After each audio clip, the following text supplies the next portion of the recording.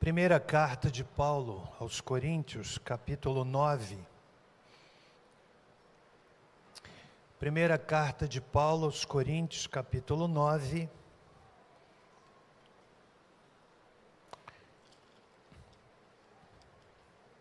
A partir do versículo de número 14. A palavra de Deus nos diz o seguinte: assim ordenou também o Senhor aos que anunciam o Evangelho, que vivam do Evangelho. Mas eu de nenhuma destas coisas usei, e não escrevi isto para que assim se faça comigo. Melhor me fora morrer do que alguém fazer vã esta minha glória. Contudo, quando anuncio o Evangelho, não tenho de que me gloriar, pois me é imposta essa obrigação. Ai de mim, se não anunciar o Evangelho. Se o faço de boa vontade, terei recompensa, mas se de má vontade, apenas desempenho um cargo que me foi confiado. Logo, que recompensa tenho? É que, evangelizando, proponha de graça o Evangelho para não usar do direito que ele me confere. Embora eu seja livre para com todos, fiz-me servo de todos para ganhar ainda mais.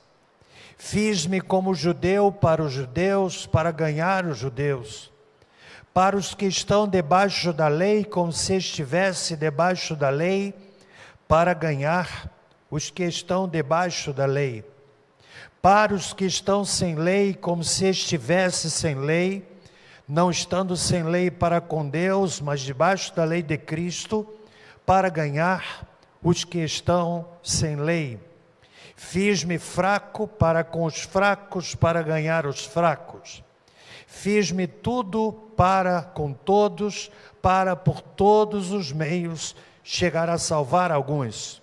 Faço tudo isto por causa do Evangelho, para ser também participante dele. Pai amado, fala-nos através da tua bendita palavra nesta noite.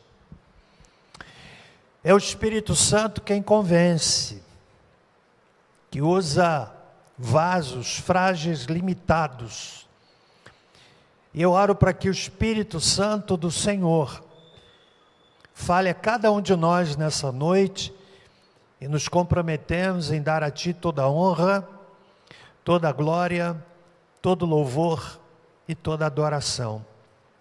Em nome de Jesus. Amém. O tema da nossa reflexão nesta noite é exatamente o seguinte: o desafio de ganhar pessoas para Cristo. E eu quero começar com uma frase que está em um livro de autoria de Mark Dever e James Dunlap, intitulado Comunidade Cativante. E essa frase, na verdade, não é da autoria do autor, do escritor, mas faz parte de uma das falas de apresentação desse livro. Eu achei muito interessante e a utilizo no início da pregação dessa noite. É uma pergunta que diz o seguinte: você já se perguntou por que as igrejas não estão causando impacto? Você já se perguntou por que as igrejas não estão causando impacto? E essa pergunta, ela é especialmente importante quando nós olhamos o cenário do nosso país, um cenário no qual o evangelho do evangélico atual tem sido um evangelho de descrédito.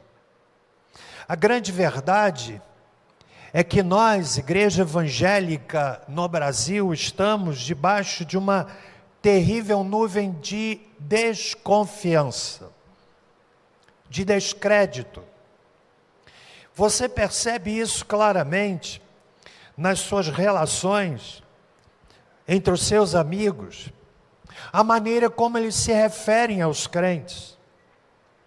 Sou pastor há mais de 4 décadas e sei que no olhar do mundo moderno, a ideia que se tem é de que todo pastor é ladrão e de que todo padre é um pedófilo. Mas isso não é uma verdade. Isso não pode ser uma verdade. Mas, infelizmente, é o que tem moldado a vida de muitas pessoas. Por isso a pergunta com a qual eu abro a minha fala nessa noite é pertinente, já que pretendemos falar sobre o desafio de ganharmos pessoas para Cristo. A pergunta é perturbadora. Por que é que a igreja não tem causado impacto? E eu quero, meus irmãos, tratar do tema dessa noite, que é um tema talvez mais voltado para os crentes, para a igreja, mas me parece pertinente. O desafio de ganharmos pessoas para Cristo. A palavra-chave desse trecho que nós lemos é um verbo.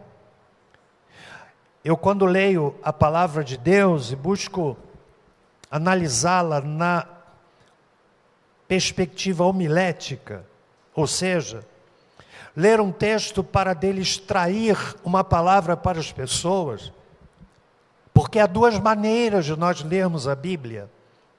Nós lemos a Bíblia de forma devocional, que é aquela quando nós vamos ao texto buscando alimento para a nossa alma, para o nosso coração. E a leitura homilética, é aquela que a gente faz buscando alimento para os outros. É verdade que essas 2 maneiras de fazermos a leitura, elas se cruzam. Muitas vezes, uma leitura devocional traz consigo uma leitura homilética. E quando eu faço uma leitura homilética de um texto, eu busco extrair e encontrar a expressão, a palavra, o verbo que se constitui no coração do texto. E neste caso, a palavra que se constitui no coração do texto, o verbo ganhar, é a palavra-chave. Paulo a utiliza por 5 vezes. No verso 19, no verso de número 20, no verso de número 20 outra vez, no verso de número 21 e no versículo de número 22. Todas estas expressões que o apóstolo Paulo utiliza podem ser resumidas naquilo que ele diz no versículo de número 19. Embora eu seja livre para com todos, fiz-me servo de todos para ganhar ainda mais. Portanto, irmãos, o desafio que eu quero lhes trazer nesta noite é no sincero desejo de que o Espírito Santo mova os nossos corações, nos tire da comodidade, nos tire da acomodação, nos tire da condição de sermos meros assistentes de culto. Que o Espírito Santo nos tire da condição perigosa de nos tornarmos meros religiosos, que fazemos parte de uma instituição, que ofertamos para os desafios da igreja, que participamos dos grupos de música, de louvor da igreja, mas que não temos uma perspectiva de que há um desafio maior, de que há uma ordem maior, de que há uma comissão maior, entregue a todos nós, pelo Salvador bendito, quando ressurreto, antes de voltar para junto do Pai, Ele reúne os seus discípulos, pessoas modestas, pessoas simples, e lançou para eles um desafio, dizendo: é-me dado todo o poder no céu e na terra. Portanto, ide fazei discípulos de todas as nações, batizando-os em nome do Pai, do Filho e do Espírito Santo, ensinando-os a observar todas as coisas que eu vos tenho mandado, e certamente eu estou convosco todos os dias. Nós estamos aqui hoje porque as gerações antes de nós, elas foram obedientes a esta ordem.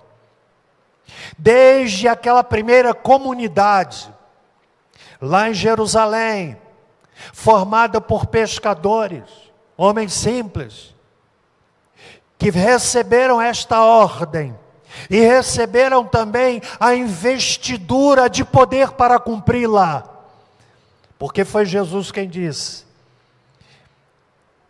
ficai em Jerusalém, até que do alto sejais revestidos de poder, e ser-me-eis testemunhas.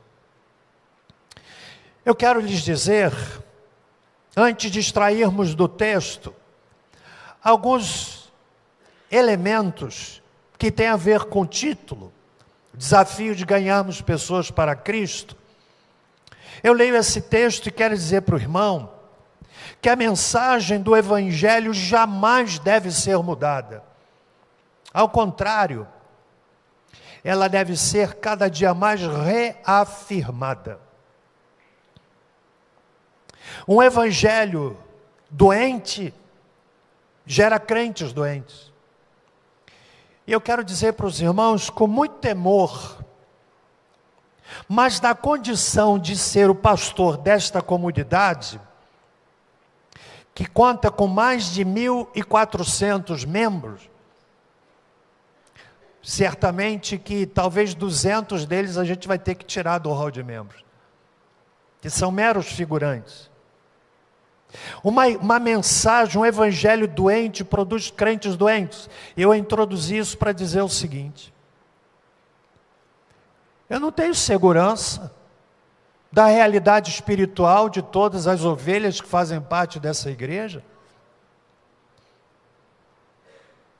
Isso não me abate em certo sentido, porque buscamos fidelidade na apresentação da verdade bíblica. Mas será que nós não temos pessoas que sequer convertidas são? Não nasceram de novo? Porque a conversão não melhora a pessoa. A conversão não faz maquiagem na pessoa. A conversão é transformação de dentro para fora. O indivíduo muda por fora porque mudou por dentro, pela ação poderosa do Espírito Santo de Deus. A mensagem do Evangelho, portanto, não pode ser mudada. O seu conteúdo é imutável, mas a forma de apresentá-la, esta sim, pode e deve ser ajustada. É o que nós vamos fazer, por exemplo, na quarta-feira com este musical. Qual é a finalidade? Qual é a razão que os nossos irmãos voluntários que se dedicam à produção de todo esse trabalho são voluntários, cuja dedicação me inspira, desde o pessoal que dirige aqui o musical, eu não vou citar nomes, a quem está confeccionando o cenário, a quem está confeccionando o figurino, ao pessoal que vai trabalhar nos bastidores, o pessoal que vai trabalhar na cozinha. Há um contingente gigantesco de pessoas trabalhando para que esse musical aconteça. Qual é a finalidade? É de apresentarmos a mensagem do Evangelho de forma criativa. Meus irmãos,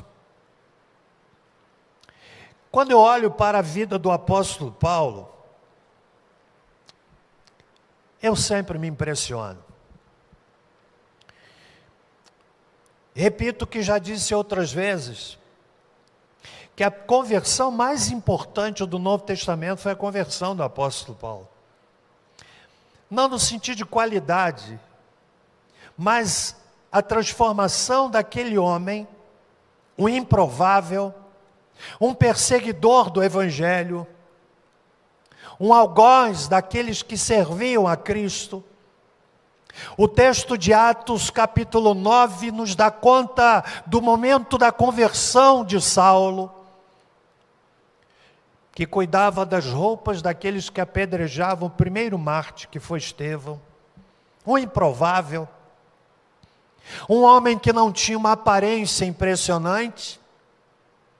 Se você ler a segunda carta de Paulo aos Coríntios, ele vai dizer aquilo que as pessoas falavam dele, que ele não tinha aparência, ele não tinha formosura. Talvez Saulo fosse aquele indivíduo para o qual nós olharíamos e poderíamos dizer, mas esse camarada, porque Deus faz assim, fez assim com Davi. Davi tinha irmãos fortes, sarados, malhados, treinados, que foram para a guerra. E Davi, um garoto, ficou lá com seu pai Jessé, e chega Samuel na casa de Jessé, porque Deus havia dito que havia rejeitado Saul e já havia escolhido outro rei. E Jessé desfila os seus filhos diante de Samuel. Mas o Espírito Santo não testificou no coração de Samuel sobre nenhum deles. E lá na raspa, quase indo embora, Samuel disse, mas não tem alguém mais aí? Tem o meu filho Davi, que a Bíblia diz que era franzino, era ruivo, não era saradão, não era guerreiro, era um garoto. E vem Davi. Quando Samuel pôs os olhos em Davi, o Senhor testificou, é esse. É esse. E assim foi com o apóstolo Paulo. O ministério do apóstolo Paulo foi marcante sob todos os aspectos, especialmente no seu propósito seguro de ganhar pessoas para Cristo. Olhe para mim, meu amigo, meu irmão. Você sabe o que é que dá sentido à vida de uma pessoa? É quando ela tem propósito. Mas não qualquer propósito. Quando ela tem propósitos em relação àquilo que Deus quer da pessoa. Entende? Há pessoas que pensam assim, no meu propósito é ganhar dinheiro. E algumas até conseguem ganhar. Mas como Jesus disse, né? Não ajunteis tesouros na terra, onde a traça, a ferrugem, e a gente pode contextualizar dizendo, e a inflação corroem. O que dá sentido à vida de uma pessoa é quando ela entende o propósito de Deus para ela. Isso dá sentido. E esse foi o caso de Paulo. Numa cultura que olhava o gentio de forma inferior, como sendo gente de segunda categoria, Paulo diz que fazia de tudo para ganhar os gentios. As barreiras que a igreja cristã enfrentava no primeiro século eram barreiras que a igreja enfrenta hoje no século 21. Mas Paulo nos fala da sua alma de pregador do Evangelho. Ah, meus irmãos, que Deus possa nessa noite tocar a nossa alma, tocar o nosso coração, que Deus possa lhe perturbar. É isso mesmo que eu disse. Para que você compreenda o coração pulsante desse nosso irmão, chamado Paulo, que fez de tudo para, por todos os meios, chegar a salvar alguns. Então, o que é que o texto nos ensina sobre o desafio de ganhar pessoas para Cristo? De ganharmos pessoas para Cristo. Em primeiro lugar, eu aprendo que para ganharmos pessoas para Cristo, nós precisamos fazer tudo para não criarmos impedimento para o Evangelho. Qual era o pano de fundo do capítulo 9? A autoridade de Paulo estava sendo questionada. Alguns até diziam que ele não queria trabalhar, porque ele pregava o Evangelho. E ele faz uma defesa da sua autoridade, dizendo que ele era apóstolo. Não sou eu apóstolo, verso 1. A apostolicidade tinha a ver com o fato do apóstolo ter visto Jesus. Hoje a gente tem uma abundância de apóstolos. Apóstolo para tudo que é lado. Daqui a pouco a gente vai ter pós-Cristo. Porque tem gente que se acha Cristo. Paulo fala da sua apostolicidade no verso 1. Não vi eu a Jesus Cristo, Senhor nosso. E ele está argumentando com a igreja de Corinto acerca do fato de que, embora tendo direito, ele decidia, por amor ao Evangelho, abrir mão desse direito. No verso 12, ele diz isso. Se outros participam deste direito sobre vós, por que não mais justamente nós? Mas nós não usamos deste direito. Pelo contrário, suportamos tudo para não pormos impedimento algum ao Evangelho de Cristo. Como disse, Paulo enfrentava a resistência de alguns na igreja de Corinto. Alguns o consideravam um impostor. E Paulo decidiu: eu não quero ser motivo de impedimento. Há muitas coisas que trazem impedimento ao Evangelho. E uma delas é o mau testemunho do crente. Porque Evangelho não é o que eu prego, mas é aquilo que eu vivo do que eu prego. Entendem? Evangelho não é retórica, é estilo de vida.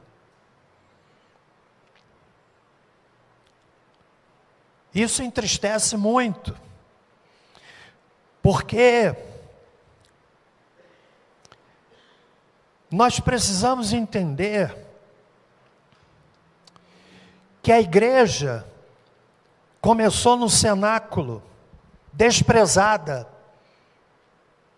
no cenáculo com um grupo de homens agonizando, e está terminando na sala de jantar com um grupo de pessoas organizando. Alguém disse que o motivo de o mundo estar indo para o fogo do inferno é porque a igreja perdeu o fogo do Espírito. E antes que Deus faça qualquer coisa através da igreja, Ele precisa limpar a igreja. E eu vou dizer para você uma oração que eu tenho feito. Eu tenho pedido, Senhor, limpa a tua igreja. Eu não quero assustar você não. Mas quando a gente faz esse tipo de oração, a coisa vem à tona. Limpa a tua igreja.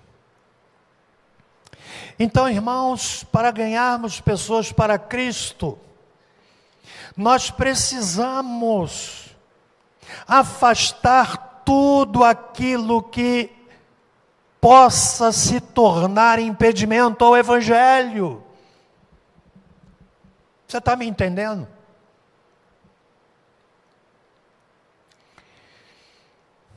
Essa é a primeira coisa que eu destaco no texto.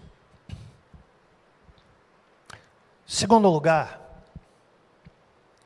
para ganharmos pessoas para Cristo, já que a palavra central do texto é ganhar, nós precisamos ter um fortíssimo sentimento de urgência. Olha o que Paulo diz no verso 16.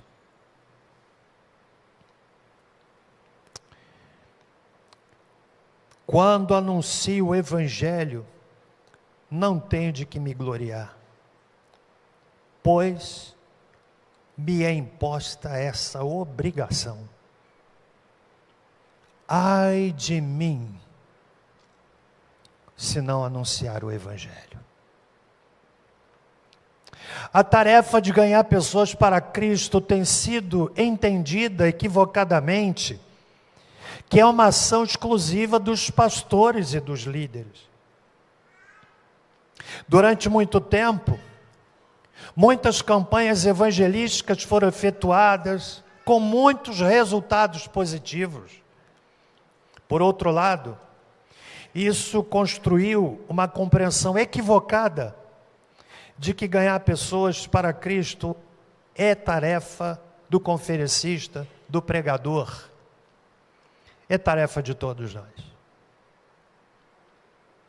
Isso é tão verdade, irmãos, que muitas vezes muitos se sentem frustrados quando convidam um amigo para o culto e naquele dia o pregador ministra uma palavra doutrinária.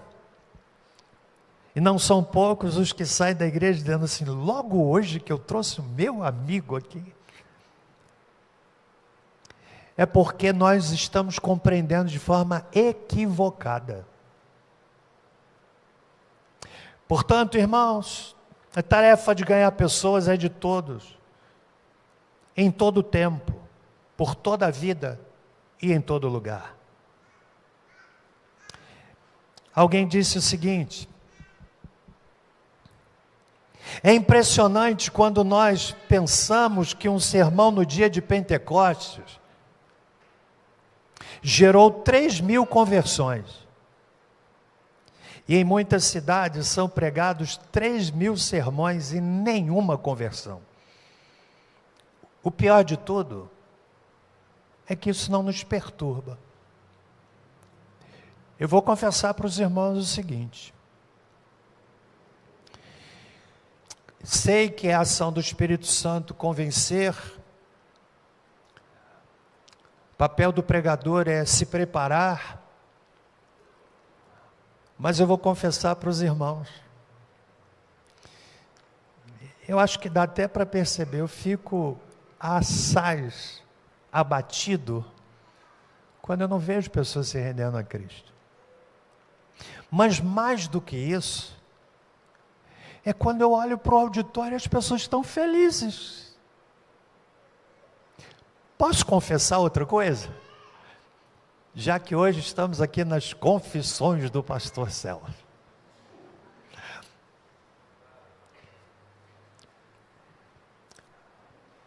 O pregador está aqui suando, com a alma angustiada, pregando o evangelho. E na hora de convidar pessoas para Cristo, tem gente que sai rindo e vai embora. Ou seja, não tem sentimento de urgência.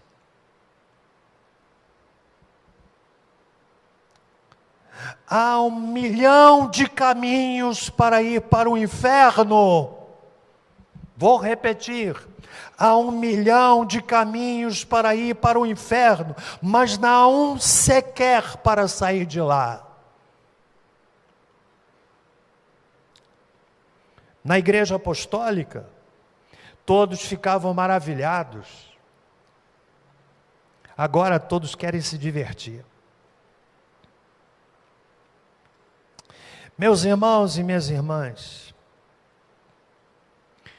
Paulo tinha um sentimento de urgência. Ai de mim, se não pregar o evangelho. Será que você tem esse mesmo sentimento? Que é tarefa sua e minha? Será que o seu coração é sensibilizado por esse desafio? Então, para ganharmos pessoas para Cristo, precisamos desse sentimento de urgência. De urgência. Precisamos sair da condição de espectadores e nos tornarmos atores. Sei que a palavra dessa noite, talvez ela gere algum incômodo em alguns de nós aqui, ou aqueles que me ouvem e veem pela internet. Que assim seja.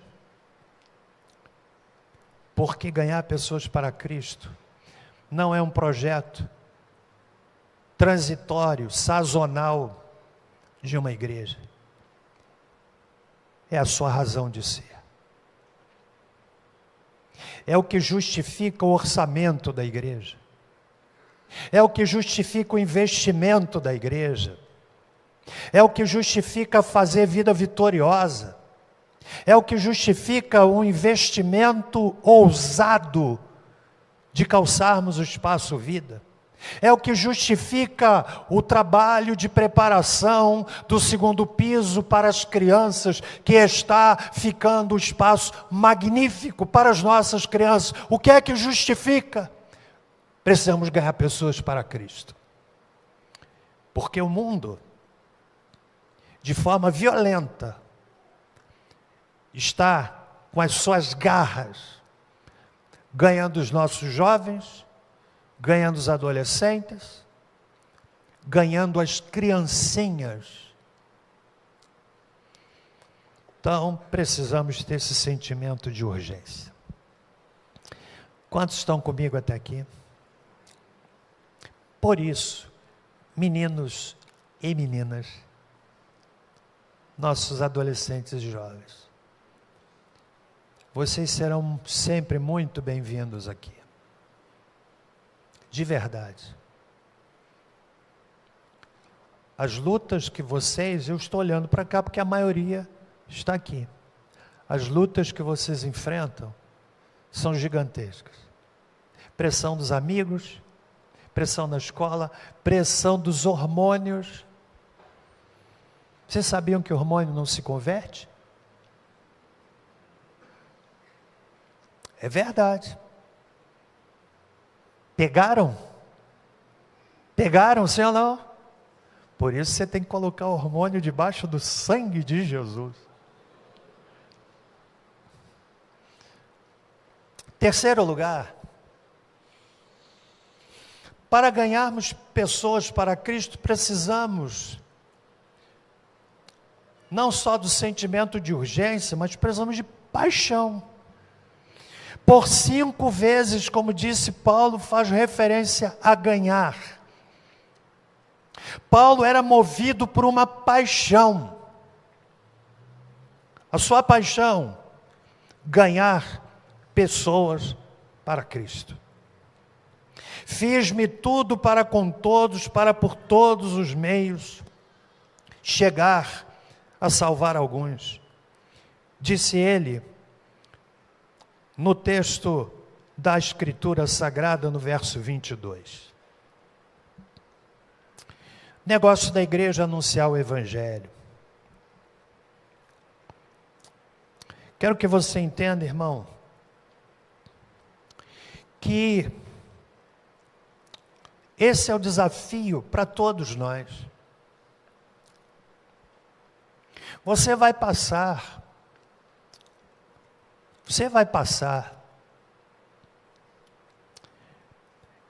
Você já me ouviu falar aqui sobre aquela diferença, na minha ótica, entre herança e legado. É a herança aquilo que a gente deixa para os outros. Casa, quem pode. Carro, quem pode. Sustento, quem pode. Isso é herança. Que se não for bem dividida antes, o corpo ainda nem esfriou e os filhos já estão brigando. Já estão dilapidando a casa. Quantas histórias eu já ouvi assim. O corpo sob a pedra ainda sendo velado, já tinha gente disputando os bens. Isso é herança. Mas há algo mais importante do que herança. Porque se herança é aquilo que a gente deixa para os outros, nem todo mundo tem condições de deixar algo para alguém. Mas há algo muito mais importante do que herança. Sabe o que é? É o legado. Legado é aquilo que a gente deixa dentro dos outros. Que legado você tem deixado? Para os seus filhos? Para a sua esposa, para o seu marido? Legado é imaterial. É uma construção dentro do coração. É uma construção fruto de memórias saudáveis, vividas.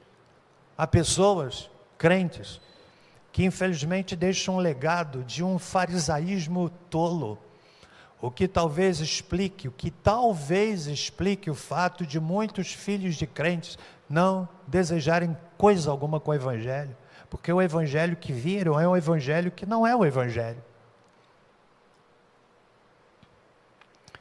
Precisamos de paixão.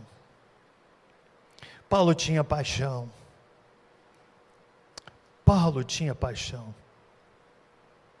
Meus irmãos, o maior desafio para todos nós não é de termos poder ou prestígio, mas sim de estarmos entre o Deus vivo e as pessoas morrendo. Deus vai reivindicar seu próprio povo santo. Ele vai erguer seus homens nascidos do Espírito, dirigidos pelo Espírito, legitimados pelo Espírito, energizados pelo Espírito. Mas como você pode derrubar as fortalezas de Satanás se não tem nem força para desligar o celular? Ou a TV? Para ganharmos pessoas para Cristo, precisamos de paixão. Penso que a melhor forma de ilustrar isso é o retrato de uma mãe ou de um pai que perde um filho no meio da multidão. Você já viveu isso? Já viu isso? Na praia, quando uma criança se perde, há um código. Qual é o código? As pessoas começam a aplaudir. Mas você já viu o desespero dos pais que perdem um filho? O desespero de um pai, de uma mãe que tem um filhinho pequeno sequestrado. Ontem ou antes de ontem eu via na internet uma cena terrível, que se tornaria terrível. Olha a cena. A mãe brincando na garagem com a filhinha pequena. Nisso passa um casal, talvez você tenha visto essa cena, passa um casal olhando. E ela brincando com a criança. Daqui a pouco passam para o outro lado. Uma menina talvez de uns 6, 7 anos. E a câmera da garagem da casa retratou isso. Daqui a pouco passa um carro que para mais à frente, o motorista já deixa a porta de trás aberta. Aí vem a mulher, daquela dupla maldita, e puxa uma conversa com a mãe. Dá para entender que ela pediu uma informação. Porque a mãe até encosta a mão assim no ombro da pedinte. E aponta, parece estar pedindo uma informação. A criança brincando. O carro parado do outro lado, com a porta de trás já meio aberta. Aí a gente dá para entender também que ela pediu alguma coisa. O que a mãe fez? Deixou a criança ali e foi lá. A essa mulher, que a gente tem que segurar para não... Começa a conversar com a criança, olhando para dentro. Aí pega a mãozinha da criança ingênua. E já vai saindo com a criança e a porta do carro aberta do outro lado. Já pegando a criança para sequestrá-la. Meus irmãos, o desespero daquela mãe. Daqui a pouco aparece um homem desesperado. Eu não sei você, mas eu não sei o que a gente faria num caso desse, né? Sabe o que é isso? É o desespero pela possibilidade de perder uma joia que é um filho. Mas nós não temos esse mesmo sentimento quando se trata realidade de pessoas que estão indo para o inferno sem Jesus.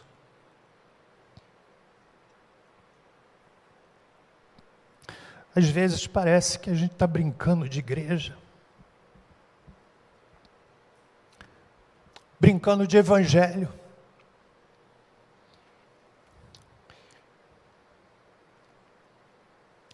Quarto lugar,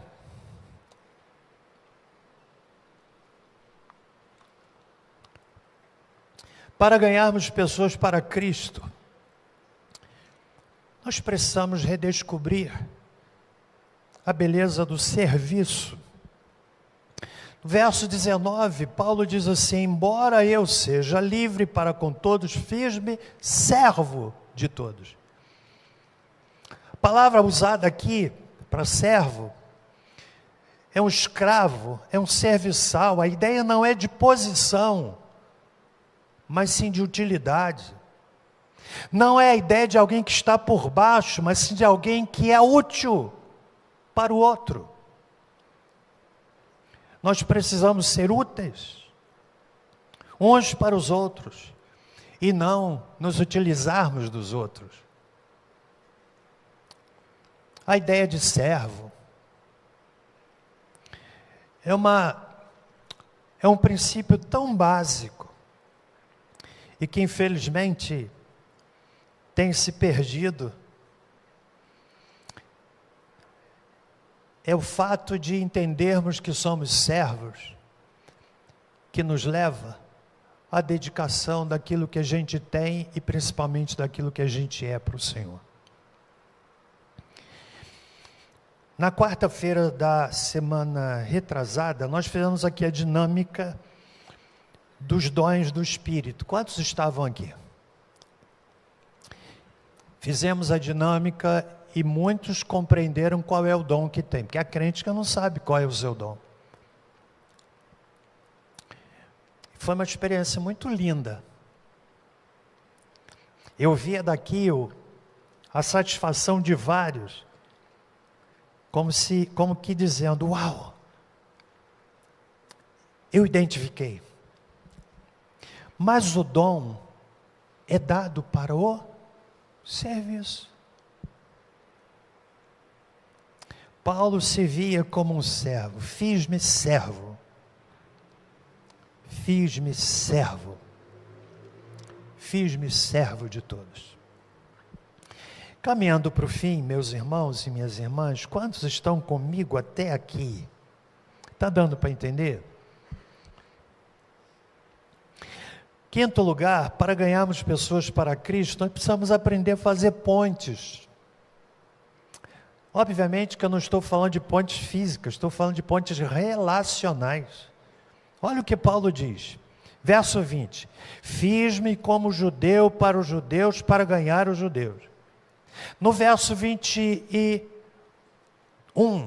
fiz-me como sem lei para ganhar os que estão sem lei. No verso 22, fiz-me fraco para com os fracos, para ganhar os fracos. Faço tudo isto por causa do Evangelho, para ser também participante dele. Sabe o que eu vejo aqui, irmãos? Paulo nos apresentando o desafio de aprendermos a fazer pontes relacionais. A Bíblia, na linguagem de hoje, ela traduz o verso 22, na parte B, dizendo assim: sim, independentemente do tipo de pessoa, eu procuro achar um terreno comum com ela, para que me permita falar-lhe de Cristo e permita a Cristo salvá-la. Relacionamento. E aí entra a importância da célula. Há pessoas que têm bloqueio de vir à igreja, mas não têm bloqueio de ir a uma célula. Antes de nós ganharmos a pessoa para Cristo, nós precisamos ganhá-la para nós. Imagine, sei lá, no seu trabalho, é aquele camarada que só pensa em si. Seu colega de trabalho está precisando de ajuda e você não oferece ajuda. Depois vai convidar esse indivíduo para ir à igreja. Ele vai nunca. Sabe por quê? Porque você não criou pontes. Se nós entendêssemos isto, a nossa caminhada na cidade seria uma caminhada estratégica. Criar pontes no mercado, no supermercado, sendo educado com os atendentes. Ser educado é algo que não deve ser só do crente, mas principalmente do crente. Agora olha para mim. Tem crente, irmão, que é uma topeira. É uma anta. É uma coisa. Está amarrado.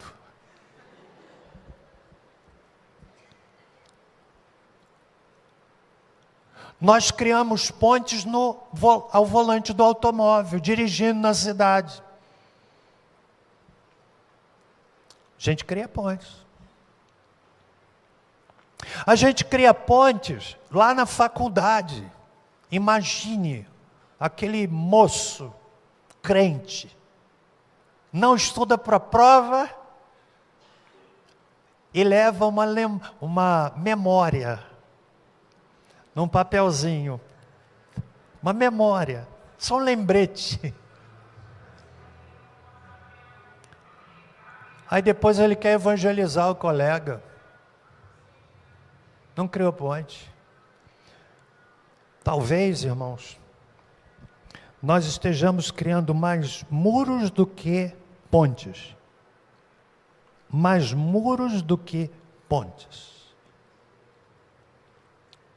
Então Paulo diz: Eu fiz-me como judeu, eu fiz-me como quem sem lei, não estando debaixo da lei com Deus, mas debaixo da lei de Cristo. Eu fiz-me fraco para ganhar os fracos. Eu fiz tudo para por todos os meios ganhar alguém.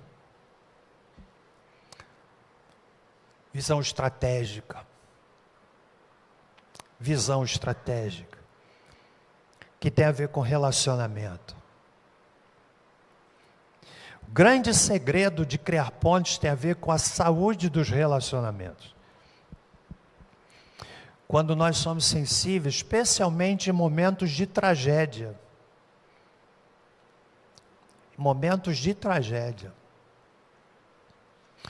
Já vivi algumas situações de gente que não era da igreja, e eu soube de uma tragédia, eu vou lá fazer uma visita. Porque nessa hora, normalmente as pessoas são sensíveis. Aí a gente cria a ponte. Não é necessariamente ir para a pessoa vir à igreja. Não é para vir à igreja. Mas na memória daquela pessoa vai ficar assim, ele me ajudou lá. Criamos ponte. Estão entendendo? Nós temos criado pontes ou temos criado muros? Nós podemos e devemos fazer tudo para ganhar o maior número possível de pessoas para Cristo. Talvez uma das dificuldades que muitas igrejas têm é porque a gente quer que as coisas funcionem dentro do nosso formato. Ah, porque tem coreografia. Eu não gosto desse negócio de coreografia. Querido, coreografia não é para você dançar não, mas respeite aquele irmão, aquelas meninas. Porque eu não gosto de coro de jovens e adolescentes. Aliás, vocês cantaram muito bem hoje. A questão não tem a ver com você, mas tem a ver com os outros jovens e adolescentes que vão se sentir atraídos por esse tipo de música. Ah, porque eu não gosto do mapede, do pagode. Mas há pessoas que não gostam do coro, mas gostam do pagode. Aí eu vou fazer o quê? Não, aqui não tem. Vai ter sim, em nome de Jesus. Porque eu quero é ganhar todo mundo para Jesus. A gente só não pode comprometer princípio. Só não pode comprometer princípio. Gente, vocês estão me entendendo aqui nessa noite? Paulo tinha essa visão de criar pontes. Por fim, para ganharmos pessoas para Cristo, precisamos ter a disposição de quebrar paradigmas. Paradigma é um modelo, é um modo de fazer as coisas. Verso 20, 21, 22, Paulo está dizendo aqui não só de criar pontes, mas quebrando paradigmas. No passado, veja bem, nós usamos muito o evangelismo de rua, porque as casas eram fechadas. Hoje, a oportunidade é o evangelismo na casa, porque as ruas estão fechadas pela violência. Tempos atrás eu conversava com um colega pastor lá de São Gonçalo. Aí eu perguntei para ele assim, que há uma área lá em São Gonçalo com muita violência. O maior bairro da América Latina está em São Gonçalo. Jardim Catarina. Já preguei lá algumas vezes. Você vai andando na rua assim, tem barricada. E lá de São Gonçalo eu perguntei ao colega, como é que é o funcionamento da igreja?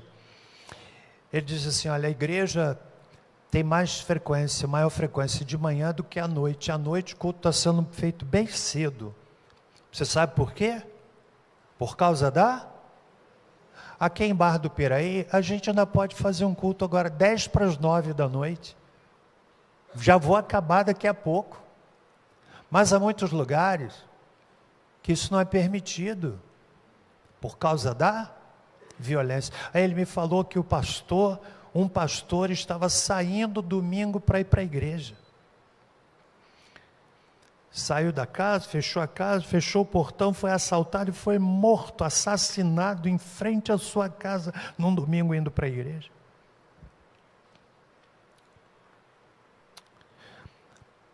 A igreja só tem duas saídas. Ou ela se enclausura dentro de casa, com medo, ou ela abre a sua casa com coragem. Agora pensa que dinâmica extraordinária. Cria-se a ponte. Aí abre-se a casa. Aí a pessoa vem. E ela ali encontra irmãos, pessoas cristãs, que vão orar, que vão buscar, que vão pedir a bênção de Deus por elas. E assim a gente vai ganhando pessoas para Cristo. Cada geração precisa descobrir qual a melhor maneira de ganhar as pessoas do seu tempo. A minha geração era a geração do ar livre, do trabalho de rua. Eu comecei a pregar na Penha, Rio de Janeiro, na rua. Em frente à antiga Casas Sendas. Alguém lembra Casas Sendas aqui? Uau, alguns se lembram. Poucos. E ali eu pregava. Não tinha aparelhagem, era na garganta. Os jovens da minha geração faziam aquele círculo, a gente cantava alguns louvores, e o pregador ia para o meio, pregava, abria a Bíblia e espumando mesmo, falando alto, concorrendo com o pessoal saindo do mercado, concorrendo com os ônibus que paravam ali, a gente pregando. Que extraordinária escola. Mas essa geração passou. Naquela época, não tinha tanta concorrência e tantas coisas para prenderem a pessoa em casa. Hoje, tantas coisas que prendem as pessoas em casa, que prendem os crentes em casa. Você sabia que a pandemia construiu um novo modelo até de ser igreja? Nós fomos obrigados a ir para a internet. Nos reunimos 10 pessoas para fazermos o culto ali, e todo mundo com medo de encostar um no outro. Aquela neura doida, não é isso? De andar na rua, todo mundo com máscara, e alguém longe espirrava. Aí todo mundo fazia assim, ó. Aí nós fomos forçados, nós que eu digo, todas as igrejas, criamos um novo modelo de ser igreja da internet. Tem aspecto positivo e tem aspecto negativo. Positivo que alcança muitas pessoas que não podem vir aqui. Na quarta-feira, a irmã da comunicação está lá em cima, falou, tem gente em Bangladesh que ouviu evangelho. Quais são os outros países? Bangladesh, mas onde? Estados Unidos, Portugal, Bangladesh, veja bem, Barra do Piraí, CBP em Bangladesh. Mas, por outro lado, afastou muitos da comunhão. Tem gente que ainda não voltou da pandemia. Tem gente que ainda não voltou. Sabe por quê? Talvez não seja nem por medo de contágio, porque já passou. Mas porque perdeu o hábito.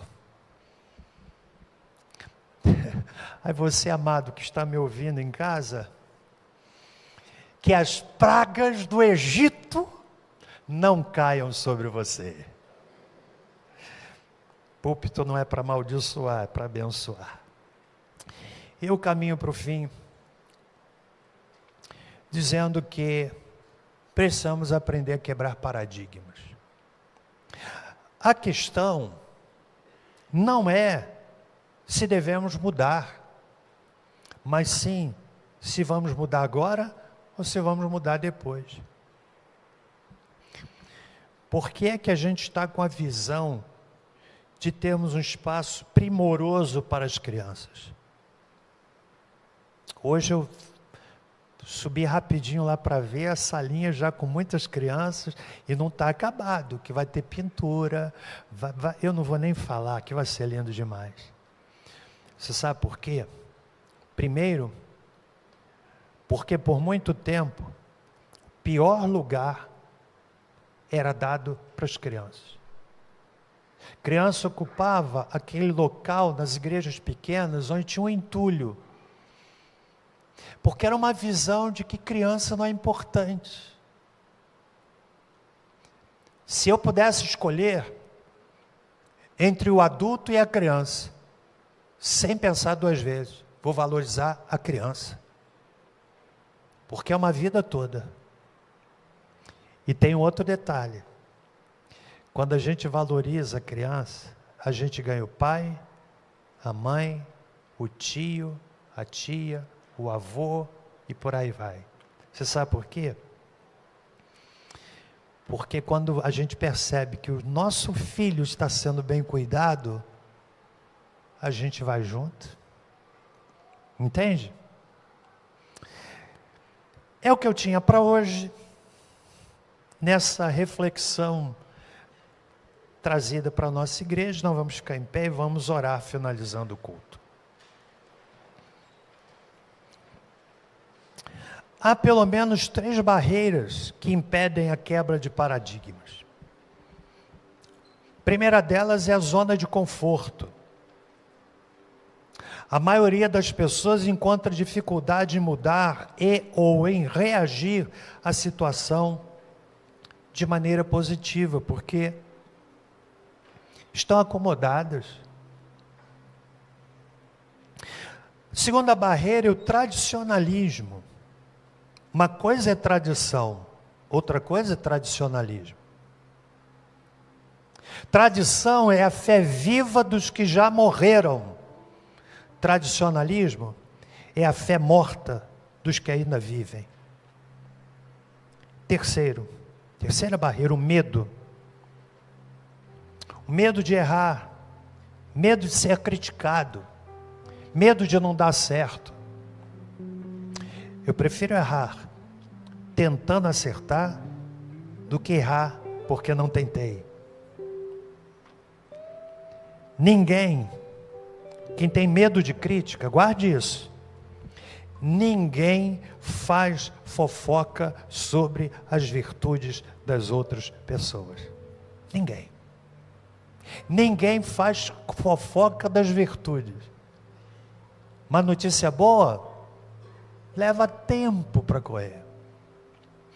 Eu ouvi de um governante do nosso país que disse assim: nós precisamos falar mentira, porque a mentira vai mais rápido do que a verdade. Eu ouvi isso. Como é que o camarada pode falar um negócio desse? Ninguém faz fofoca das virtudes das outras pessoas. Abençoa você a palavra dessa noite. Vamos orar.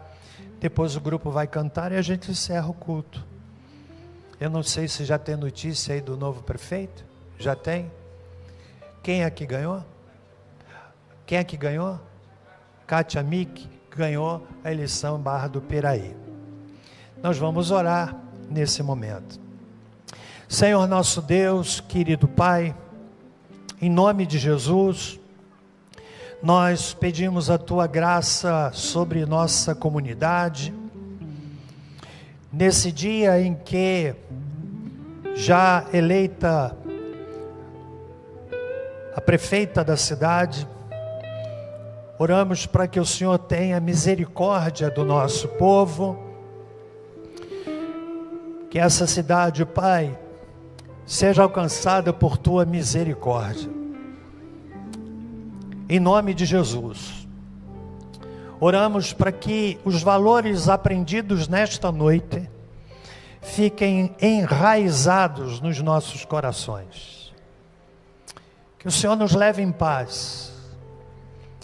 E o fazemos dizendo que o amor de Deus, o nosso Pai, que a graça salvadora de Jesus Cristo, que a doce consolação do Espírito Santo conosco sejam, e com todo o povo de Deus, pela face da terra espalhado, desde agora e para todo sempre.